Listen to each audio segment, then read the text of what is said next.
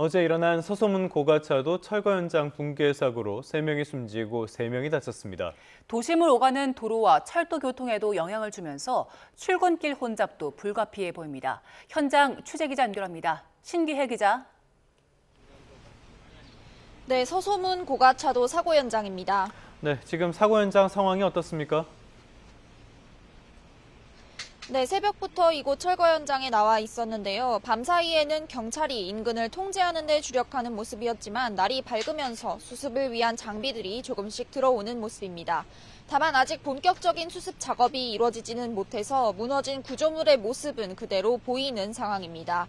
뒤에 보시는 것처럼 무너진 지점의 단면이 그대로 드러나 있고 가림막조차 제대로 수습되지 않은 상황이라 현장이 완전히 정리되려면 시간이 다소 필요해 보입니다. 네, 교통에도 미치는 영향이 클 것 같은데 특히 철도 쪽이 사고 여파가 크다고요? 네, 사고 지점이 경의선 바로 위를 지나고 있기 때문입니다. 코레일은 현장 복구에 시간이 꽤 걸릴 것으로 보고 오늘도 열차 운행 조정에 들어간다고 알렸는데요. 우선 전동열차 경의중앙선 서울역에서 수색 구간 또 KTX 서울역에서 행신 구간이 운행을 멈춥니다.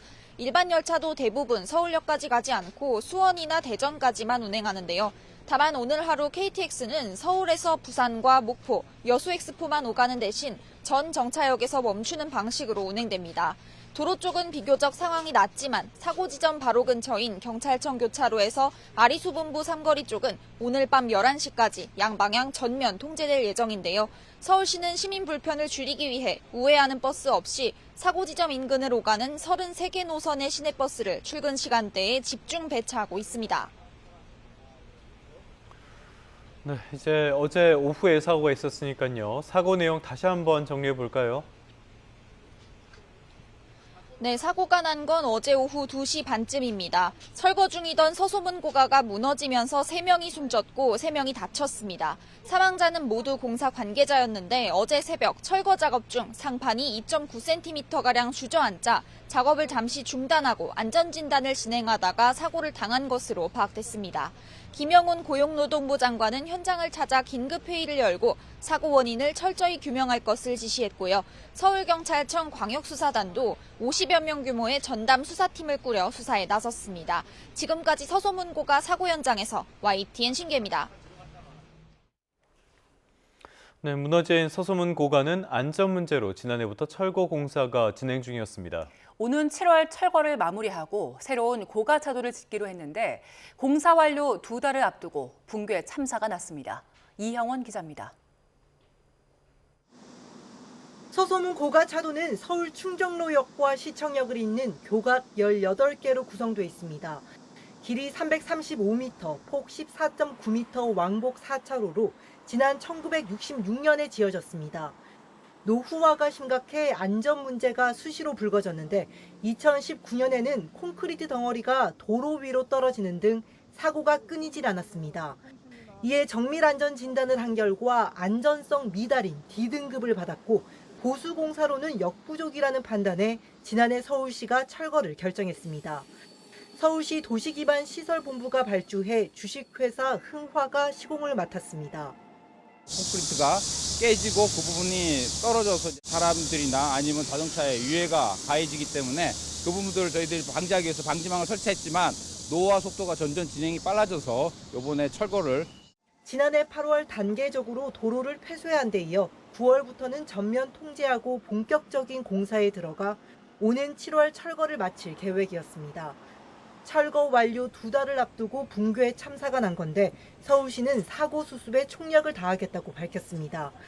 이에 따라 철거 마무리까지 시간이 더 걸릴 전망이지만 시는 2028년 2월로 예상했던 새 고가차로 준공 시점은 변함없다는 입장입니다. YTN 이영훈입니다. 다음 소식입니다. 스타벅스의 이른바 탱크데이 이벤트 논란과 관련해 정용진 신세계그룹 회장이 직접 카메라 앞에 섰습니다. 세 차례 허리를 숙이며 사과한 정 회장은 모든 책임은 자신에게 있다고 말했습니다. 오동건 기자입니다. 기자회견장의 모습을 드러낸 신세계그룹 정용진 회장. 사태 발생 8일 만에 직접 카메라 앞에 섰습니다. 정 회장은 어두운 표정으로 사과문을 읽기 시작했습니다.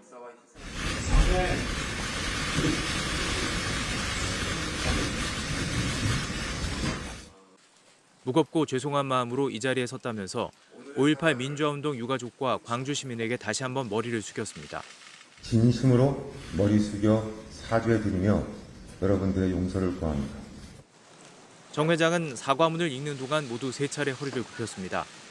정 회장이 직접 모습을 드러내 사과문을 발표한 것은 2024년 3월 회장 취임 이후 처음입니다. 정 회장은 또 이번 사태를 계기로 내부 시스템과 리스크 관리 체계를 근본부터 다시 점검하겠다고 강조했습니다.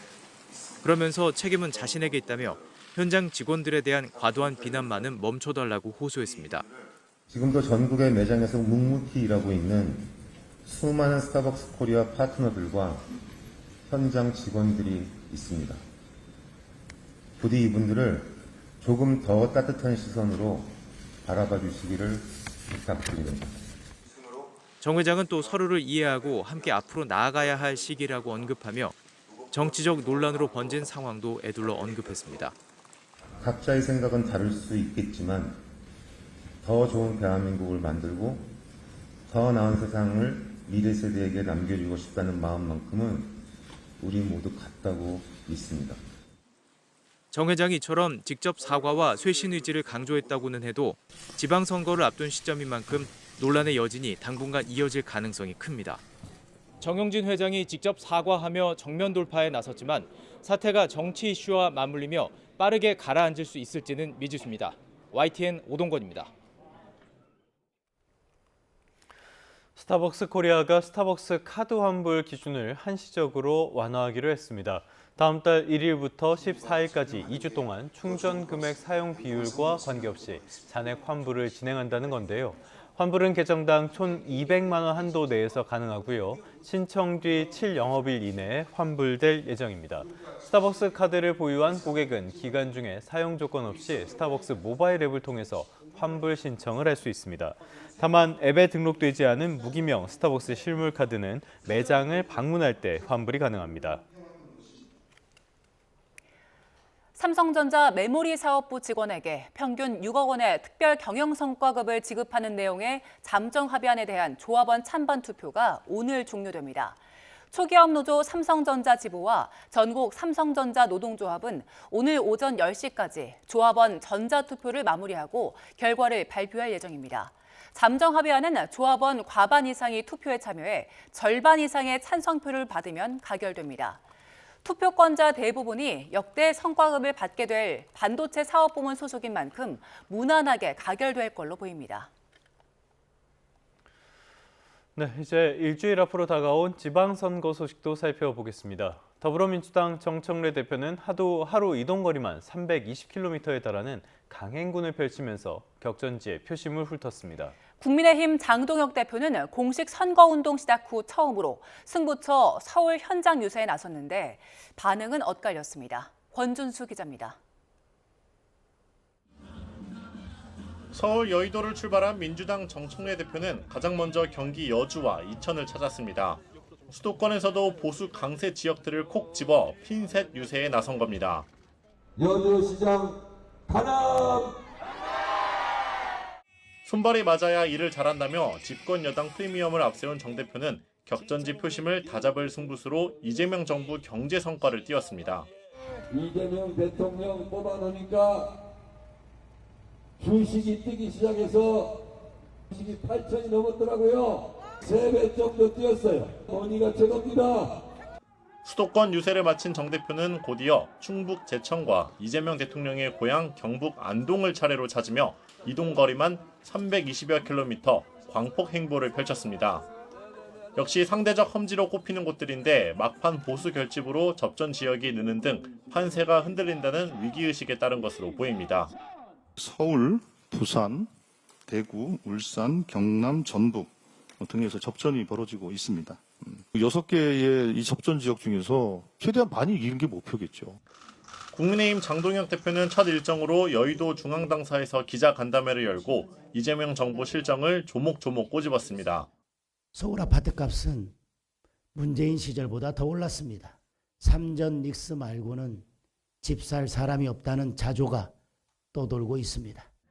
곧이어 성동과 마포 등 이른바 한강벨트를 훑으며 지원 사격을 펼쳤습니다. 공식 선거운동이 시작된 뒤 처음으로 서울 지역 현장 유세에 나선 건데 오세훈 서울시장 후보와 같은 곳을 찾았지만 거리두기 속 투샷은 끝내 무산됐습니다. 우리 오세훈 시장은 안 해도 너무 안 했어요. 일단 술 먹고 사람 패는 거 안 했어. 그리고 술 먹고 경찰 패는 것도 안 했어.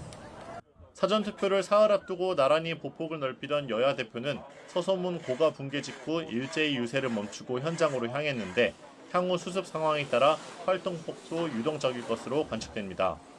YTN 권준수입니다. 6.3 지방선거가 일주일 앞으로 다가온 가운데 더불어민주당 정청래 대표는 오늘 충남과 인천을 차례로 돌면서 후보 지원 유세 등 일정을 이어갈 예정입니다. 전북 익산시를 지역으로 둔 한병도 원내대표는 전남 강진과 보성, 순천 등 텃밭, 호남을 돌면서 후보자 유세를 지원합니다. 국민의힘 장동혁 대표는 서울 서소문 붕괴 사고 여파로 오늘까지 현장 유세 일정을 취소하고 중앙선대위 회의에 집중합니다. 반면 대구와 충청 지역을 방문했던 박근혜 전 대통령은 PK 지역으로 이동해 후보 지원 사격을 이어갑니다.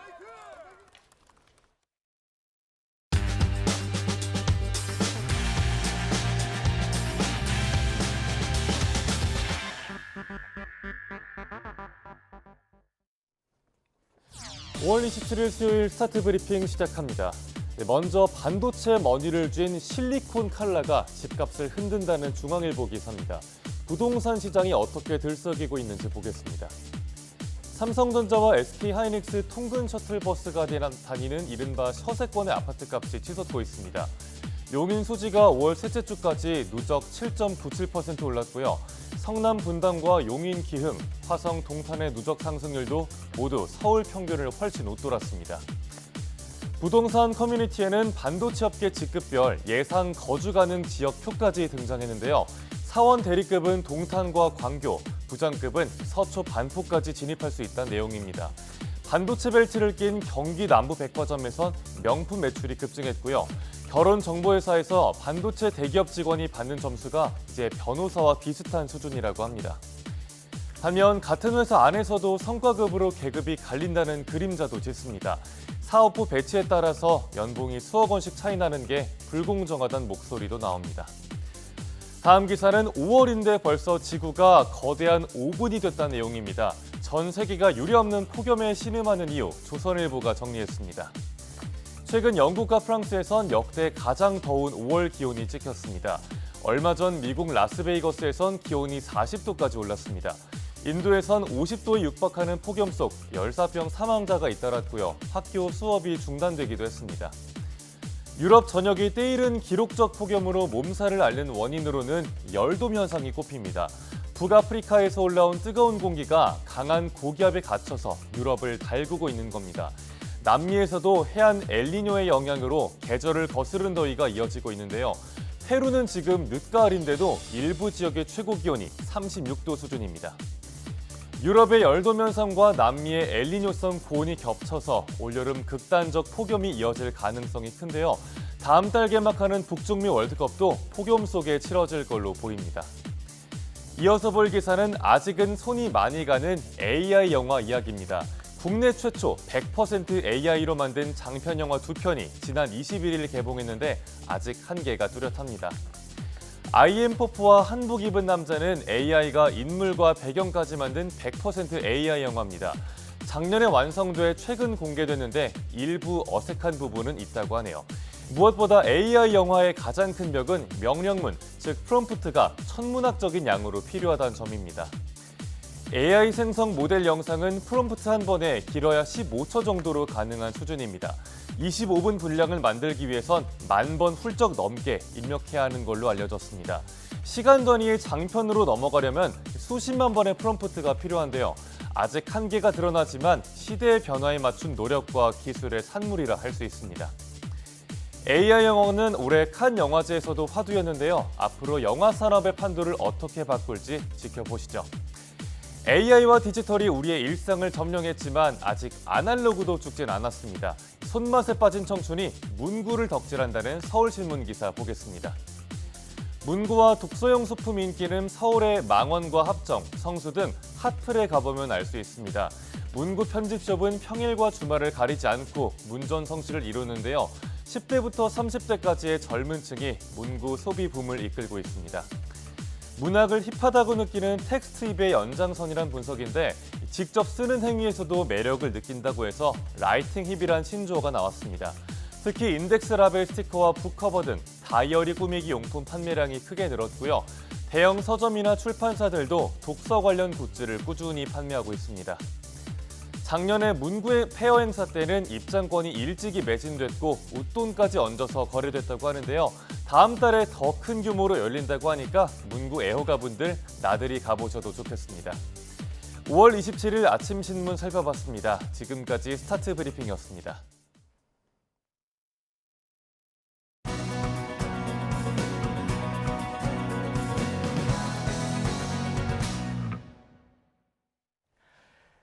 코스피가 어제 사상 처음으로 8,000선에서 거래를 마쳤습니다. 오늘은 삼성전자와 SK하이닉스의 2배 레버리지 상품도 상장되는데요. 다양한 경제 이슈들, 석병훈 이화여대 경제학과 교수와 함께 짚어보겠습니다. 어서 오세요. 안녕하십니까? 네, 교수님 어제 코스피가 6거래일 만에 8,000선 탈환을 했고요. 종가 기준으로는 8,000선을 처음으로 넘었는데 어제 시장 상황은 어떻게 보셨습니까? 예, 코스피가 사실 급등락을 거듭하면서 변동성이 상당히 커지고 있다. 저는 이렇게 보고 있습니다. 왜냐하면 지난 6일에 처음으로 7,000선을 넘어선 다음에 15일에 장중에 8,000선 터치했다가 급락을 해가지고 20일에는 7,000선까지 위협을 받았을 정도였거든요. 그랬는데 사흘 연속으로 올라서 8,000선을 넘어섰습니다. 이처럼 변동성이 커지고 있고요. 그다음에 이 변동성이 커지는 이유 중에 하나는 외국인 매도세가 사실은 되게 빠르다라는 점입니다. 그런데 올해 코스피가 상당히 크게 올라서 거품 논란까지 나올 만도 한 게요. 지표상으로 봤을 때 5월까지 코스피 상승률이 91%인데 세계 주요 20개국 가운데 지수 상승률이 1위고요. 2위가 일본인데 일본이 29% 상승을 해서 이거보다 무려 3배나 많이 상승을 했습니다. 그래서 고평가 논란도 나오고 있는 상황인데 사실 최근에 급등한 것은 국제 유가가 빠르게 하락을 하고 있기 때문입니다. 왜냐하면 미국과 이란이 휴전 기간 60일로 연장하고 최종 합의 도출을 하기 위한 양해각서 체결이 임박했다라는 게 알려지면서 국제 유가가 하락하다 보니까 원유를 전량 수입하는 우리나라 경제가 더 민감하게 반응하고 있다 이렇게 보여집니다. 네, 짚어주신 원인 중에 반도체 쏠림 현상도 좀 더해서 봐야 될 것 같은데 이번 주가 상승 이끈 게 결국에 반도체 주들이잖아요.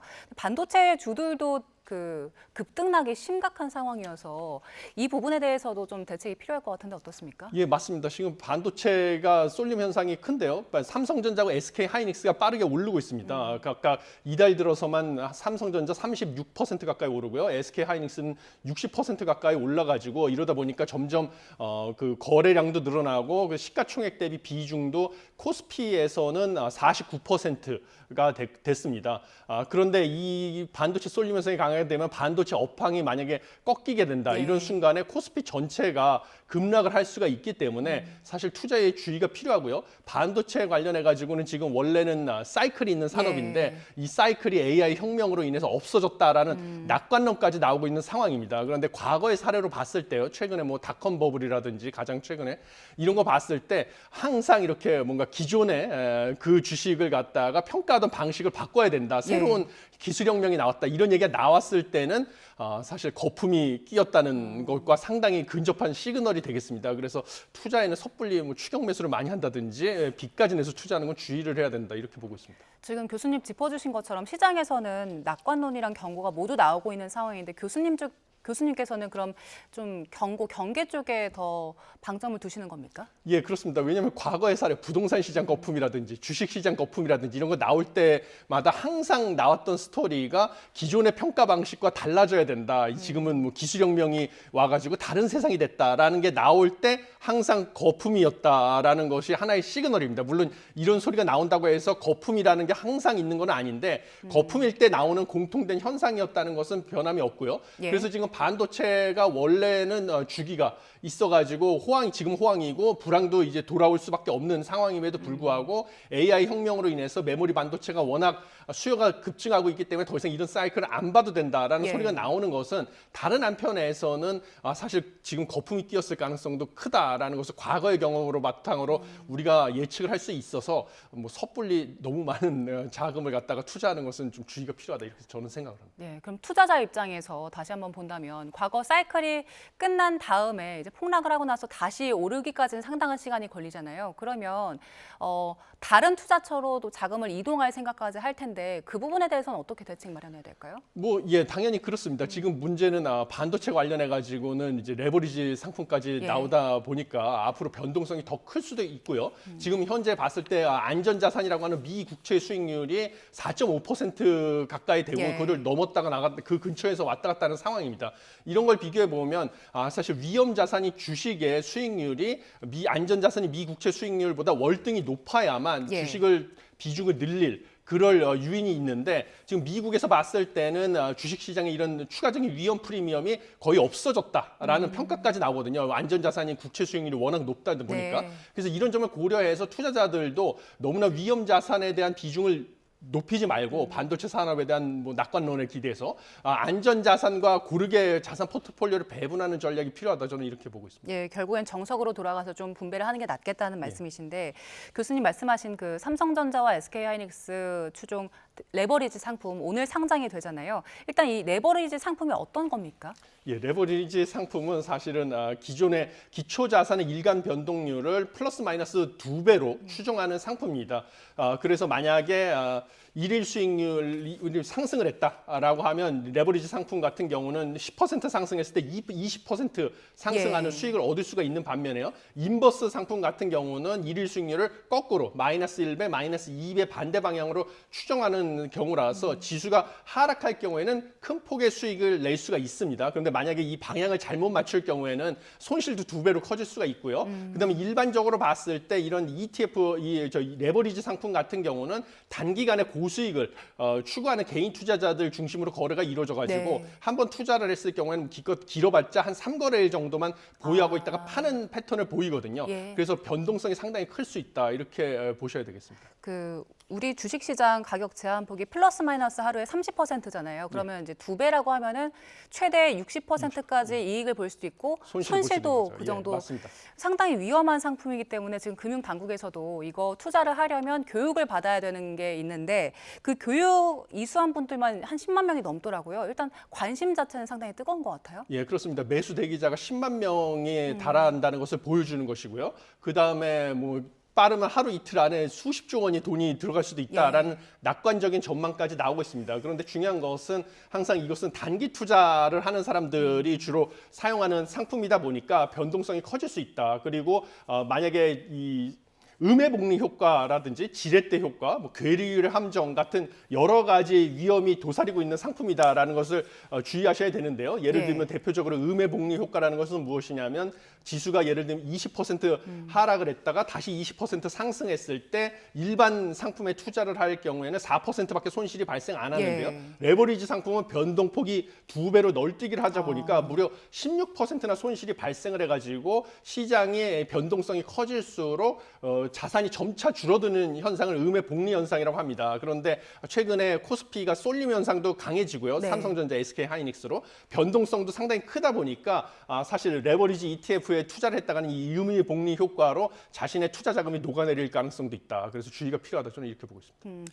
지금 시장 전체에서 반도체주가 차지하는 비중이 워낙 크기 때문에 이번 상품 출시되면 우리 시장 전체에도 큰 영향을 미칠 것 같은데 어떻게 전망하세요? 단기적으로는 10만 명이나 투자를 대기하고 있다 보니까 이 투자 자금이 몰려 들어와서 반도체주의 가격은 추가적으로 상승할 수도 있다라고 보고 있는데요. 문제는 이제 장 마감에 이 레버리지 상품 같은 경우는 이 비율을 맞추기 위해서 자산 포트폴리오를 조정하다 보니까 변동성은 커질 수밖에 없다. 그런데 제가 항상 말씀드린다시피 아까 말씀드린 그 음의 효과 있지 않습니까? 예. 음의 복리 효과. 그것 때문에 이렇게 변동성이 커지면 가만히 가지고 있어도 오히려 자산은 줄어들 수가 있어서 예. 투자는 사실 유의를 해야 된다. 주의를 해야 된다. 저는 이렇게 보고 있습니다. 예, 알겠습니다. 이번엔 부동산 얘기도 좀 해보겠습니다.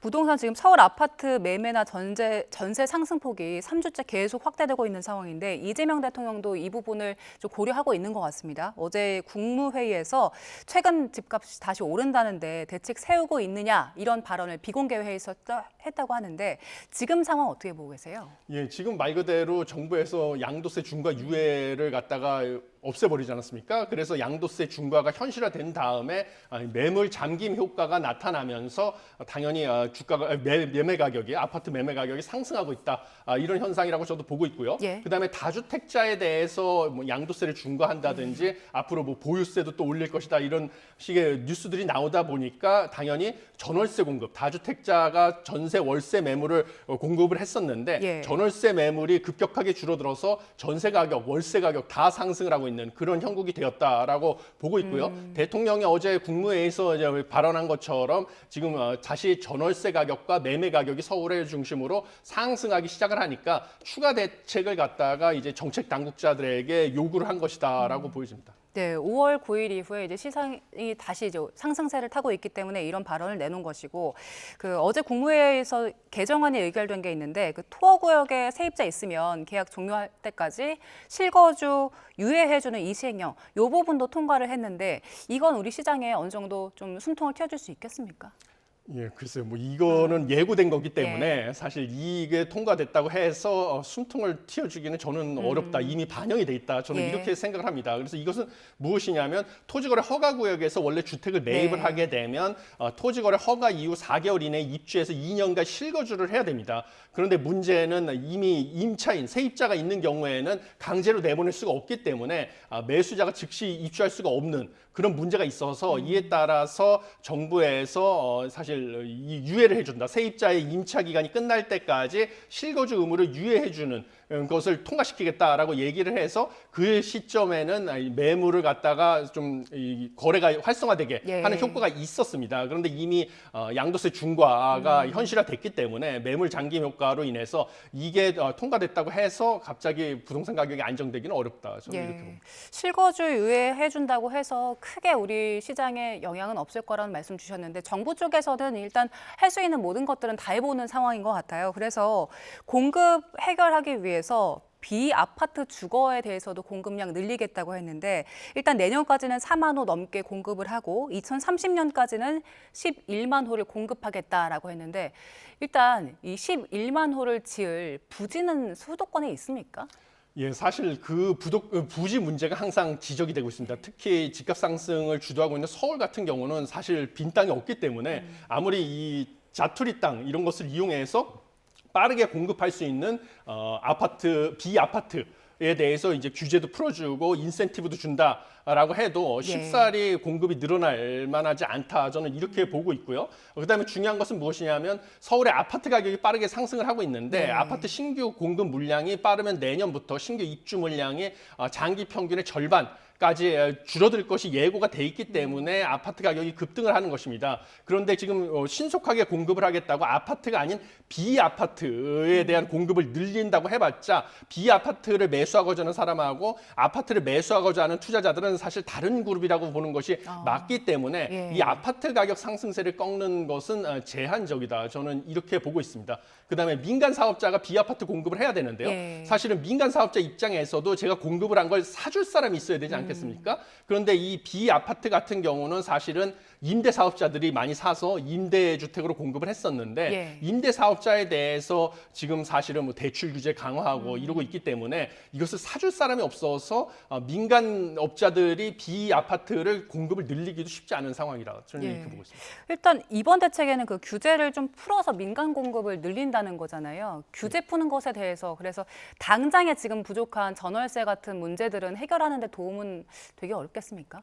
예, 전월세 특히 청년 1인 가구나 2인 가구를 대상으로 전월세 공급을 늘려서 전월세 가격 안정시키기 위한 목적이 있다. 저도 이렇게 보고 있습니다. 그래서 여러 가지 규제, 뭐 이제 주차장 관련된 규제라든지 그다음에 이 햇빛이 들어오는 조도 관련된 규제 이런 것들을 다 한시적으로 완화를 해서 공급을 늘리겠다라는 것인데 제가 아까 말씀드린 것처럼 문제는 이 비아파트를 분양을 했을 때 누가 사주냐는 거죠. 그래서 이것을 사서 청년들한테 임대를 해줄 임대 사업자들이 결국은 사야 되는데 임대 사업자에 대한 그 규제 지역 내에서 대출 규제가 강화됐기 때문에 임대 사업자들이 매수하기 어려워서 민간업자 입장에서는 이 미분양이 될 수가 있기 때문에 비아파트를 섣불리 공급하기는 어려운 상황이다 보니까 청년을 대상으로 전월세 가격 안정 효과도 사실은 제한적이다. 저는 이렇게 우려를 하고 있습니다. 결국에는 그런 임대 사업자들에 대한 그 대출 규제를 좀 다시 푸는 방안도 고려를 해야 될 것 같고요. 이게 이런 주택들은 주거 환경이 열악한 주택을 양산할 수 있기 때문에 이런 지적도 나오는 것 같고요. 교수님 짚어주신 것처럼 아파트에 대한 숙제는 해결하지 못한 건데 그 부분은 어떻게 해야 됩니까? 예, 아파트는 결국은 뭐 앵커께서 지적하신 것처럼 서울에 빈 땅이 없지 않습니까? 그러니까 빈 땅을 만들어서 공급을 하는 수밖에 없습니다. 그러려면 결국은 재건축을 한다든지 기존의 구축 아파트를 아니면 구축 주택들을 재개발을 해서 공급을 해야 되는데 재건축 재개발에 대해서 지금 뭐 재건축 초과이익 환수제단 같은 규제들도 있어서 수익성이 떨어지다 보니까 사실 자발적으로 재건축을 조합원들이 공급하는데 동의하기 어려운 상황입니다. 그래서 이런 재건축에 대한 수익성을 높여주는 그런 정책이 나와야만 사실 재건축 재개발을 통해서 서울의 아파트 공급이 가능해지고 가격을 안정시킬 수 있다라고 저는 생각을 합니다. 결국 장기적으로는 아파트 문제를 좀 풀어야 된다는 말씀이신데 다양한 경제 이슈들 석병훈 교수님과 함께 짚어봤습니다. 지금까지 석병훈 이화여대 경제학과 교수였습니다. 고맙습니다.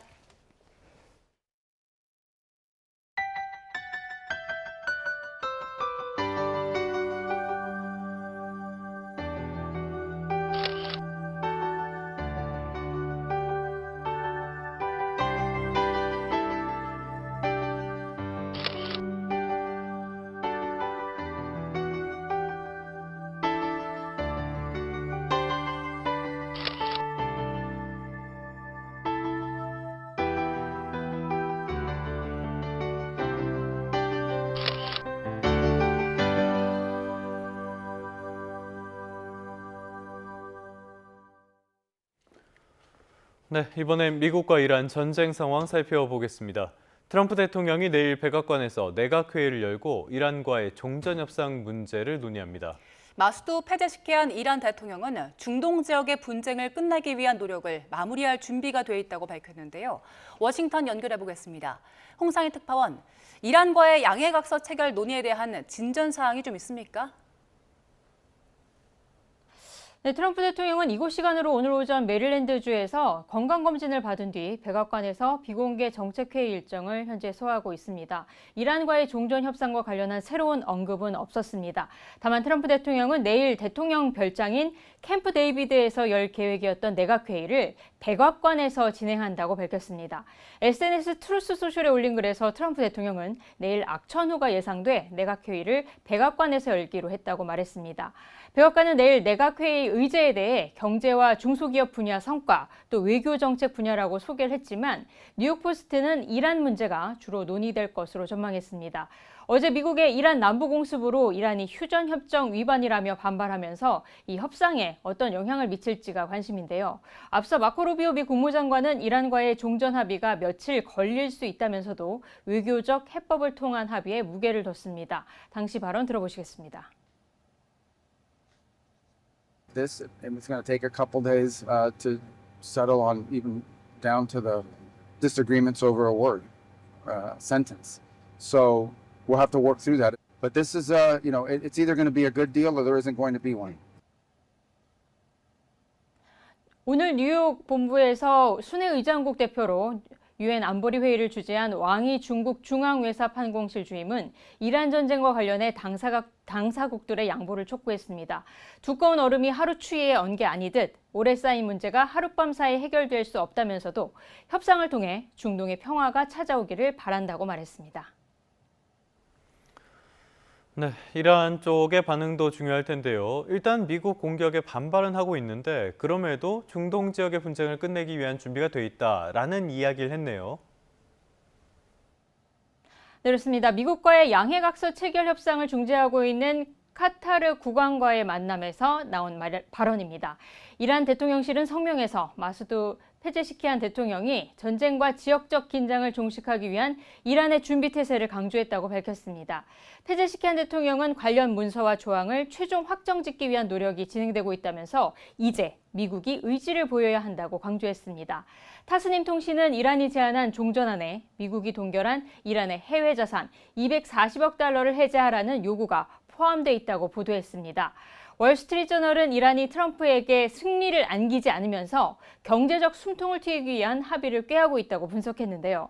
어제 미군의 남부 공습에도 이란이 협상 테이블에 남아있는 건 동결 자산 일부 해제를 얻어내기 위한 거라고 보도했습니다. 그러면서도 미국이 요구하고 있는 핵 프로그램 해체는 거부해 트럼프 대통령이 승리를 주장하지 못하게 하려는 전략을 세우고 있다고 전했습니다. 미국과 이란의 협상에도 네타냐후 이스라엘 총리는 레바논에서의 군사작전 강화를 지시하고 남부에서 지상전을 확대하고 있는데요. 네타냐후 총리의 오늘 발언 들어보시겠습니다. צה"ל פועל עם כוחות גדולים בשטח, הוא תופס שטחים שולטים. אנחנו מבצרים את רצועת הביטחון כדי להגן על יישובי הצפון. במקביל אנחנו מקיימים מאמץ לאומי ענק כדי לקדם פתרונות יצירתיים וחדשניים. 이스라엘군은 레바논 남부에 설정한 방어선을 넘어 헤즈볼라의 군사 인프라를 겨냥한 대대적인 공습을 재개해 민간인 사상자도 속출하고 있습니다. 지금까지 워싱턴에서 전해드렸습니다. 네, 미국 내 물가도 빠르게 치솟고 있습니다. 비싼 쇠고기 대신에 닭고기로 눈을 돌리는 소비자도 늘고 있다고 합니다. 소비자 심리도 주택 경기도 나빠 미국 경제가 진정한 시험대에 올랐다는 분석이 나옵니다. 뉴욕에서 이승윤 특파원입니다. 대학 방학과 함께 이른 여름 휴가철이 시작되면서 이맘때면 미국에서 야외 바비큐 파티는 빼놓을 수 없는 풍경입니다. 하지만 이란 전쟁 여파로 소 사육 비용이 오르면서 쇠고기 가격도 올라 소비자들의 마음은 편치 않습니다. 실제로 지난달 미국의 쇠고기 소매 가격은 1년 전보다 13% 오른 파운드 453g당 9.64달러로 역대 최고치를 기록했습니다. 토마토 가격도 1년 전보다 40%나 폭등하는 등 신선 채소값 역시 많이 올랐습니다. 이처럼 고물가의 컨퍼런스 보드가 조사한 5월 미국 소비자 신뢰 지수는 93.1로 4월보다 0.7포인트 하락하며 3개월 만에 하락세로 전환했습니다. 응답자의 3분의 2가 물가 상승 때문에 지출을 줄였고 대부분은 비싼 품목의 구매를 미뤘다고 밝혔습니다. 이렇다 보니 미국 식료품점에서는 비싼 스테이크 대신 햄버거 패티나 핫도그용 소시지를 사라고 권할 정도입니다. I've been in this business over 50 years right now, and I've never seen the meat prices so high. We're going to see a little shift away from the expensive meats. We are noticing customers switching from beef down to chicken. 전쟁으로 주택담보대출 금리가 높아지자 미국의 주택 경기는 침체를 보이고 있습니다. 실제로 3월 미국의 콜로직스 케이스 실러 주택 가격 지수는 1년 전보다 0.7% 상승해 2월에 0.8%보다 더 둔화한 것으로 집계됐습니다. 30년 고정금리 주택담보대출 금리는 2월 말 6% 밑으로 떨어졌다가 이란 전쟁 이후 3월 들어 다시 6%대로 올라섰습니다. 미국 20개 주요 도시 가운데 집값이 1년 새 하락한 곳은 시애틀과 덴버, 템파 등 10곳에 달해 미국 경제가 전쟁발 인플레이션과 경기 침체를 이겨낼 수 있을지 본격적인 시험대에 올랐습니다. 뉴욕에서 YTN 이승윤입니다. 미국과 일본, 인도, 호주가 호르무즈 해협 봉쇄를 계기로 인도태평양에서 공동 해양 감시를 추진하기로 했습니다. 이 소식은 이경아 기자가 보도합니다. 인도태평양 안보협의체 쿼드 4개국 외교장관이 인도 뉴델리에서 만났습니다. 이번 회의에서 미국과 일본, 인도, 호주는 공동으로 인도태평양 해양을 감시하고 실시간 정보를 공유하는 데 합의했습니다. First is the launch of the Indo-Pacific Maritime Surveillance Corporation initiative, which is going to leverage each of our countries' maritime surveillance capabilities in the Indo-Pacific. 쿼드 4개국은 우선 인도양의 해양 감시를 집중하기로 했습니다. 인도양과 이어지는 페르시아만과 홍해에서 이란이나 그 대리 세력이 또다시 통행을 막는 일이 없도록 미리 대응하겠다는 겁니다. 이런 조치는 미국과 이스라엘이 이란과 전쟁을 시작한 뒤 호르무즈 해협이 막히면서 국제 에너지 공급망에 막대한 타격이 발생한 데 따른 것입니다. 이를 위해 바다에서 벌어지는 모든 활동과 상황을 분석한 해양 영역 인식 정보를 인도태평양 인접국에 제공할 계획입니다. 쿼드 4개국이 해양 안보에 공동 대응하기로 한 것은 이 지역에서 영향력을 키워가는 중국을 겨냥한 것이기도 합니다. 이번 회의에서 에너지 안보 구상과 핵심 광물 협력 체계를 함께 출범시킨 것도 같은 맥락입니다. 쿼드의 이런 움직임에 대해 중국은 대립을 조장하는 행태라며 불쾌감을 드러냈습니다. 应当有利于促进地区的和平、稳定和繁荣，不应当针对第三方。我们也不支持搞排他的小圈子，不支持搞阵营对抗。 쿼드 4개국은 공동 성명에서 북한의 완전한 비핵화도 거듭 강조했습니다. 그러면서 핵 비확산 체제를 훼손하는 북한과 군사적 협력을 심화하는 국가에 우려를 표한다며 러시아를 에둘러 비판했습니다. YTN 이경아입니다. 끝으로 출근길 날씨 살펴보겠습니다. YTN 야외 스튜디오 연결합니다. 정수현 캐스터. 네, 정수현입니다. 네, 비가 왔었는데 오늘까지는 비가 계속 이어진다고요? 네, 오늘 오후까지는 전국에 비가 오락가락 이어지겠습니다. 지금도 곳곳으로는 산발적인 비구름이 지나고 있는데요. 비가 내리면서 도로가 미끄러운 곳이 많습니다. 출근길 교통안전에 유의하셔야겠습니다. 네, 비가 내리면서 낮더위는 주춤한다고요? 네, 오늘 서울 낮 기온이 24도로 어제보다 5도 정도 낮아지겠고요. 그 밖의 지역에서도 예년 기온을 다소 밑돌겠습니다. 날씨 변덕이 큰 만큼 건강관리 잘 해주시기 바랍니다. 어제부터 남해안과 제주 산간을 중심으로는 많은 비가 내린 가운데 제주 진달래밭에는 359mm에 달하는 호우가 쏟아졌습니다. 강한 비구름대가 빠져나가면서 오늘 내릴 비의 양은 많지 않겠습니다.